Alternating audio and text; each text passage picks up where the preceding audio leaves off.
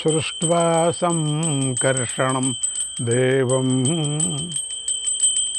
స్వయమాత్మానమాత్మన కృష్ణత్వమాత్మనా సాక్షీ ప్రద్యుమ్నం చాత్మసంభవం. శ్రీ మహాగణపతే నమః. శ్రీకృష్ణాయ పరమాత్మనే నమః. శ్రీ వేదవ్యాసాయ నమః. 42వ అధ్యాయం. సంజయుడు ధృతరాష్ట్రుడికి ఇలా చెప్పాడు: ఓ మహారాజా, కర్ణుడు మద్రరాజైన శల్యుడు చెప్పిన అప్రియమైన మాటలు విని ఎంతో కలత చెందాడు. ఓ శల్య, కృష్ణార్జునులు ఎంతటి వారో నాకు బాగా తెలుసు. రథాన్ని తోలే శ్రీకృష్ణుడి బలం తెలుసు. అర్జునుడి దగ్గరున్న మహాస్త్రాల గురించి కూడా నాకు పూర్తిగా తెలుసు. నీకే వాటి గురించి వారి గురించి తెలియదు. వారిద్దరూ శస్త్రధారుల్లో శ్రేష్ఠులు, నిజం. అయినా నేను భయం లేకుండా వారిని ఎదిరిస్తాను. నువ్వు చెప్పేదంతా నిజమే ఉండవచ్చు. ఒప్పుకోవటం లేదు చూడు. నిజం ఉండవచ్చట, అట. కానీ వాళ్ళని నేను ఎదిరిస్తాను, పర్వాలేదు. అది నేను లెక్కలేదు నాకు.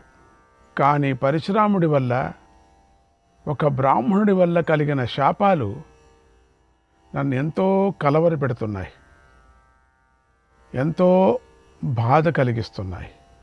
వాటి గురించి చెప్తున్నాను విను. పూర్వం ఒక రోజున దివ్యాస్త్రాలను పొందాలనుకొని నేను బ్రాహ్మణుడిలాగా వేషం వేసుకున్నాను. పరశురాముడి వద్దకు వెళ్ళి శిష్యుడినై నేను సేవ చేశాను. తప్పు కదా నేను చేసిన పని? బ్రాహ్మణ వేషం వేసుకొని వెళ్ళింది తప్పు కదా. శల్య, అర్జునుడికి మేలు చేయాలని ఇంద్రుడు అక్కడికి కూడా వచ్చాడు. నాకు విఘ్నం కలిగించాడు. దాని గురించి చెప్తున్నాను విను. ఒక రోజున మా గురువు గారైన పరశురాముడు నా తొడ మీద తల పెట్టుకొని నిద్రపోయాడు. అప్పుడు ఇంద్రుడు ఒక పురుగుగా మారి నా వద్దకు వచ్చి నా తొడను బాగా కుట్టి తొలవసాగాడు. లోపలికి వెళుతున్నాడు మొత్తం. దానివల్ల నా తొడకు పెద్ద గాయమైంది. దాని నుండి రక్తం ప్రవాహంగా కారింది. నేను కదిలితే గురువుగారికి నిద్రాభంగం అవుతుంది. ఆ నిద్రాభంగం కాకూడదు కనుక నేను కదలకుండా అలాగే ఉన్నాను. ఇంతలో పరశురాముడికి మెలకు వచ్చేసింది. ఆయన పైకి లేచి చూశాడు. నేను రక్తం కారుతున్నప్పటికీ ధైర్యంగా కదలకుండా ఉండటాన్ని గమనించి ఇలా అన్నాడు: ఓరి దుర్బుద్ధి, ఎప్పటికైనా ఒకరోజు నిజం బయటపట్టే పడుతుంది. ఇప్పుడైనా నిజం చెప్పు, నువ్వెవరు అన్నాడు. అప్పుడు నేను, ఓ మహాత్మా, నేను సూతుడిని అని నిజం చెప్పాను. ఆయన నా కథంతా విని కోపించాడు. ఓ సూత, నువ్వు నన్ను మోసం చేసి బ్రహ్మాస్త్రాన్ని పొందావు కనుక నీకు ఆ అస్త్రం సరిగ్గా అవసరమైన సమయంలో గుర్తుకు రాదు. ఏం ప్రయోజనం అవసరమైన సమయంలో రాకపోతే? మరణకాలంలో తప్ప ఇతర సమయాలలో మాత్రమే నీకు బ్రహ్మాస్త్రం ఉపయోగపడుతుంది. బ్రాహ్మణుడు కానీ వాడి యందు బ్రహ్మాస్త్రం పని చెయ్యదు అని శపించాడు. ఆ అస్త్రం భయంకరమైనది. ఈ ఘోరమైన యుద్ధంలో అది ఉపయోగపడుతుంది. ఓ శల్య, ఈ ఘోర యుద్ధం వీరులను ఆకర్షిస్తుంది. సర్వసంహారకరమైంది, అత్యంత భయంకరమైంది. ఇది భరతవంశీయులైన క్షత్రియులకు వచ్చిపడింది. ఇది క్షత్రియ జాతిలోని ప్రధానమైన వీరులకు ఎంతో బాధ కూడా కలిగిస్తుంది. అటువంటి యుద్ధం ఇది జరుగుతూ ఉన్నది. ఓ శల్య, నేను తప్పకుండా యుద్ధంలో అర్జునుడిని వధిస్తాను. అతడు శ్రేష్ఠుడు, వేగవంతుడు, ఒప్పుకున్నాను, భయంకరుడు, తట్టుకోవటానికి వీలు లేని శౌర్యం కలవాడు. ప్రతిజ్ఞ తప్పనివాడు. అతడు నేను వదలను. ఓ శల్య, బ్రహ్మాస్త్రమే కాదు, నా దగ్గర ఇంకో అస్త్రం కూడా ఉంది. దాంతో అర్జునుడిని వధిస్తాను. నేను అర్జునుడిని అడ్డగిస్తాను. అర్జునుడు ధనుర్ధారుల్లో శ్రేష్ఠుడు. నేను ప్రయోగిస్తూ మామూలుగా వీరులను వధిస్తాడు. వారికి ఎంతో బాధను కలిగిస్తూ ఉంటాడు అర్జునుడు. అర్జునుడి కథ ఏంటంటే, అర్జునుడు చాలాసేపు యుద్ధం చేసి, ఆ అర్జునుడిని నేను ఈ రోజున యుద్ధంలో ఎదిరిస్తాను, అతడితో నేను యుద్ధం చేస్తాను. ఏమనుకున్నావు? అర్జునుడు మహాబలుడు, మహాస్త్రాలు కలవాడు, సమీపించటానికి వీలు కానివాడు, సముద్రుడి లాంటివాడు, రాజులందరినీ బాణాలతో ముంచివేస్తాడు. ఆ అర్జునుడిని నేను అడ్డగిస్తాను. ఈరోజు రణభూమిలో అర్జునుడితో సమానుడైన వాడు ఇంకొకడు ఉన్నాడు అని నేను అనుకోను. నాకు అర్జునుడు ఒక్కడే కనిపిస్తున్నాడు. అర్జునుడు దేవదానవులను కూడా జయిస్తాడు. అతడితో నాకు జరిగే ఘోర యుద్ధాన్ని నువ్వు చూడు. అర్జునుడు మహా అభిమానవంతుడు, యుద్ధాన్ని కోరుకుంటూ ఉంటాడు. మానవాతీతమైన మహాస్త్రాలను ప్రయోగిస్తాడు. అతడు ప్రయోగించిన ప్రతి అస్త్రాన్ని నేను ఇంకొక అస్త్రంతో ధ్వంసం చేస్తాను. ఉత్తమమైనటువంటి బాణాలతో అర్జునుడిని నేలకొలుస్తాను. సూర్యుడి వేడితో మండిపోతూ సకల దిక్కులను తపింపజేస్తూ చీకటిని పోగొడుతూ ఉంటాడు సూర్యుడు. అలా అర్జునుడు ఈ రోజున ప్రకాశిస్తూ ఉంటాడు. అతడికి నేను భయపడను. మహామేఘం సూర్యుడిని కప్పివేసినట్లుగా నా బాణాలతో నేను కప్పివేస్తాను, చూడును. అర్జునుడు పొగలే శిఖలుగా కలిగి ఉంటాడు, జ్వలిస్తూ ఉంటాడు. లోకమంతా దగ్ధం చేస్తున్న అగ్ని వంటివాడు. ఆ అర్జునుడికి నేను మేఘుడినైపోతాను. బాణవర్షాన్ని కురిపించి అర్జునుడనే అగ్నిని చల్లారుస్తాను. ధరించటానికి వీలు కానిని పదునైన కోరలు గలవి, అగ్నిలాగా ప్రకాశిస్తూ ఉన్నవి, ప్రాణాంతకమైనవి, సర్పంలాగా ఉన్నవైన బాణాలను ప్రయోగించి అర్జునుడిని శాంతింపజేస్తాను. ప్రచండ వాయువు చెట్లను విరిచేస్తుంది. అలాగే అర్జునుడు కూడా కోపించి మన సైన్యాన్ని నాశనం చేస్తాడు. అతడి వేగాన్ని నేను ఈరోజు నివారిస్తాను. ఇందులో సందేహం లేదు. అర్జునుడు రథ మార్గాల్లో వేగంగా సంచరించటంలో నేర్పరి, శక్తిశాలి, మహాభారాన్ని మోస్తాడు. లోకంలోని సమస్త ధనుర్ధారుల్లోనూ శ్రేష్ఠుడు, మహావీరుడు. నేను ఆ అర్జునుడిని యుద్ధంలో ఎదిరిస్తాను. ఈనాడు యుద్ధభూమిలో ధనస్సు ధరించేటువంటి వారిలో అర్జునుడితో సమానమైన వాడు ఇంకొకడు లేడు అని నేను అనుకుంటున్నాను. సమస్త భూమండలాన్ని జయించిన అర్జునుడిని నేను ఎదిరించి అతనితో బలంగా యుద్ధం చేస్తాను.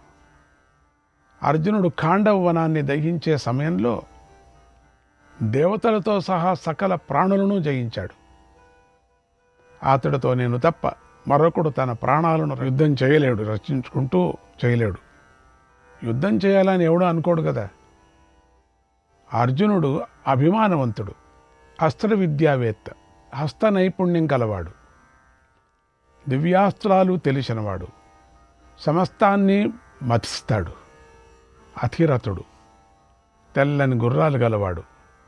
ఈ రోజున ఆ అర్జునుడు శిరస్సు శరీరం నుంచి పదునైన బాణాలతో ఖండిస్తాను. అటువంటి వాణ్ణి నేను, అంటే అంత బలవంతుడు, అంత శూరుడు, అంత మహాశక్తివంతుడిని నేను చంపుతాను అని చెప్పుకోవటానికి ఇదంతా. వాడిని పొగిడేటది కాదు, ఇవన్నీ ఉన్నాయి వాడికి, వాడిని నేను చంపుతాను అని అర్థం. ఏ శల్య, వింటున్నావా నేను చెప్పేదంతా? ఓ శల్య, మృత్యువును ముందుంచుకొని యుద్ధంలో మరణమో జయమో కలగాలనే లక్ష్యంతోనే నేను అర్జునుడితో యుద్ధం చేస్తాను. అర్జునుడు ఇంద్రుడు వంటి పరాక్రమం కలవాడు. అతడితో నేను తప్ప మరొకడెవడూ ఒకే రథం మీద ఉండి యుద్ధం చేయలేడు. నేను వీరుణ్ణి కనుక ఇలా అర్జునుడి యొక్క యుద్ధోత్సాహాన్ని రాజులకు సంతోషంగా చెబుతాను. నువ్వు మందబుద్ధివి, మూర్ఖుడివి కనుకనే అర్జునుడి పౌరుషాన్ని పట్టుదలతో చెబుతున్నావు. ఎందుకు అలా చేస్తున్నావు? అనిష్టుడు, నిష్ఠురుడు, నీచ హృదయుడు, ఓర్పు లేనివాడు, ఓర్పు గల వాడిని నిందించేవాడు మొదలైన వీరిని నేను 100 మంది నేను వధిస్తాను. తెలిసిందే. కానీ ఇది సరైన కాలం కాదు. అందుచేతనే నేను ఇవన్నీ సహిస్తున్నాను. నిన్ను వధించాలా, కానీ ఏం చేస్తావు? ఇప్పుడు నువ్వు పోతే నాకెవరు నడిపేవాళ్ళు, ఎవరు సారథి ఎవరు లేరు. రాజుగారు తీర్మానం చేసి వెళ్ళిపోయాడు. చంపదగ్గవాడివి. అర్జునుడిని చంపిన తర్వాత నేను చంపుకుంటానులే. అయినా ఓర్పు గల నేను నిన్ను విడిచిపెడుతున్నాను. పో. నువ్వు నన్ను భయపెడుతూ మూర్ఖుడిలాగా పాండవుల కోసమని అప్రియంగా మాట్లాడుతున్నావు. నా విషయంలో నువ్వు మృదువుగా వ్యవహరించాలి, తెలుసా? కానీ నువ్వు ఇలా వ్యవహరించడం లేదు. నువ్వు కుటిల బుద్ధివి, మిత్రద్రోహివి. తప్పకుండా నీ పాపంతోనే నువ్వు మరణిస్తావు.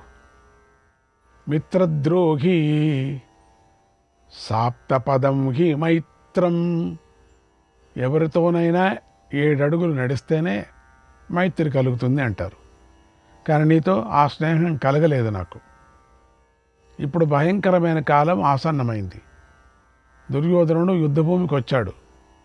నేను అతడిని కోరికను తప్పకుండా తీరుస్తాను. కానీ నేను నిన్ను కోరుకుని తప్పు చేసేసాను, శల్యుడు కావాలని.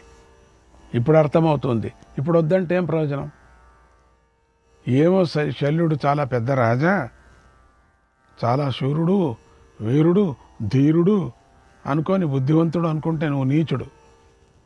ఎందుకంటే నన్ను దిగజారుస్తున్నావు. నాకు ఉత్సాహాన్ని ఇవ్వటం లేదు నువ్వు.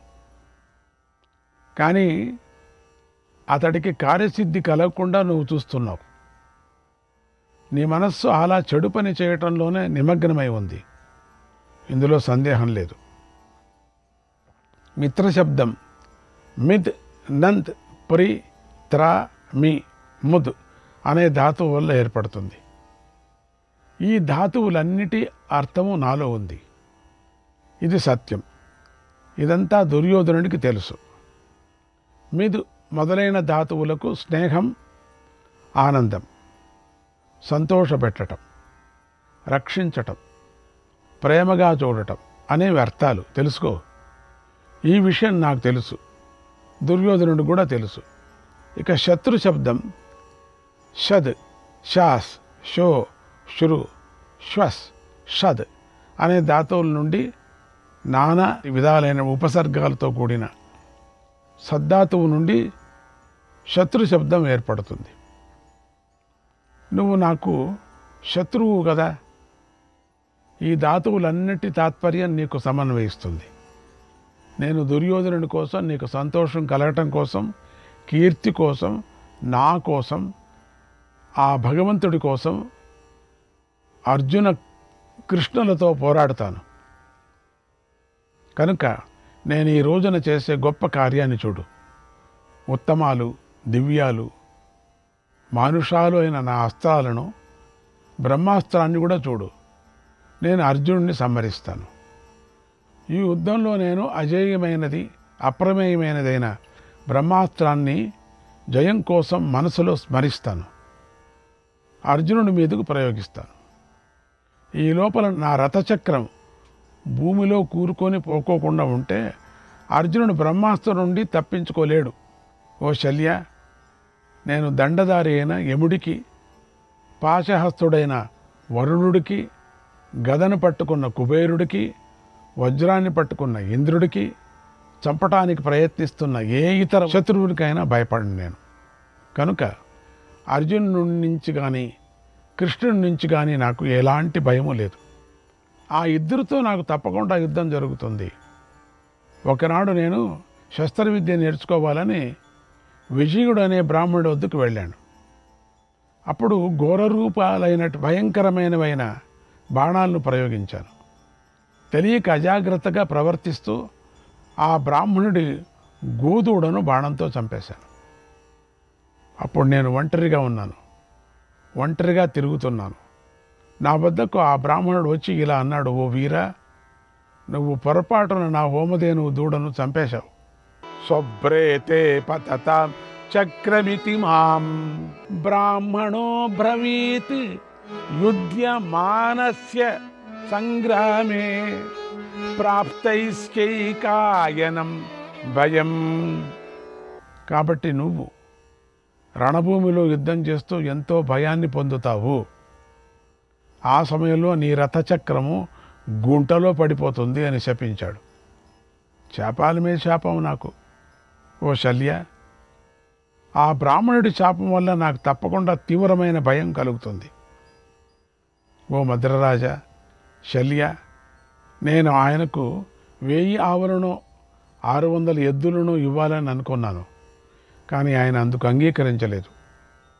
నేను ఆయన అనుగ్రహాన్ని పొందలేకపోయాను. బండి ఇరుసంత లావున్న 700 ఏనుగులను 100 కొలది దాసదాసీయులను ఆ విప్రుడికి ఇవ్వాలని అనుకున్నాను. అయినా ఆ విప్రుడు శాంతించలేదు, నాపై దయ చూపించలేదు. తెల్లదూడులు గల నల్లావులను 14,000 ఇవ్వాలని అనుకున్నాను. కానీ ఆయన నన్ను అనుగ్రహించలేదు.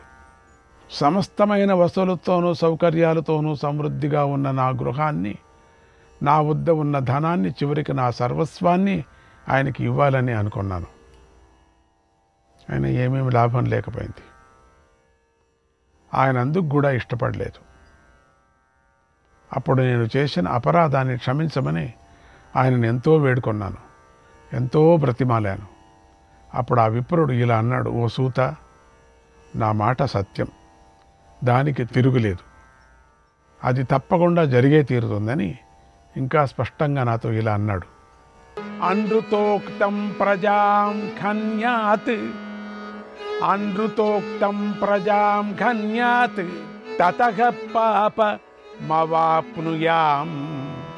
తతః పాపమవాప్నుయాం తస్మాద్ధర్మాభి రక్షార్థం, తస్మాద్ధర్మాభి రక్షార్థం నానృతం వక్తుముత్సహే, నానృతం వక్తుముత్సహే.